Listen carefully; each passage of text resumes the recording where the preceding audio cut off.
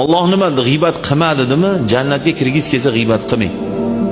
Yolg'on gapirma dedimi? Do'zaxga kirgiz kelmasa yolg'on gapirmang. Farqi yo'qsa o'zingiz bilasiz. Yaxshilik bilan yashasangiz qanday zo'ring, yomonlik bilan yashasangiz battar bo'ling. Ahmoqlar bilan teng bo'lib biz ular bilan pachakilashmaymiz. Dinimizda bor gap kelganda, o'rni kelganda esimizga tushganda o'sha internetda shaxs aytilmaydi, familiyati aytilmaydi, chunki mumkin emas. Shuna gap yuribdi internetda, buni javobi mana bundoq bo'ladi deb chiroyli qilib javobini qilib qo'yamiz. Iminna bizga mana debdilar deb bitta ahmoq bilan teng bo'lsak, u biz maqsaddan qolib ketib qolamiz.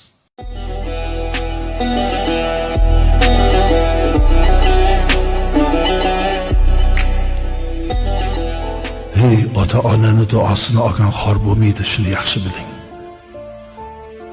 Xor bo'lmaydi. Siz yomon ko'rsangiz ham uni Xudo yaxshi ko'radi, aziz qilaveradi.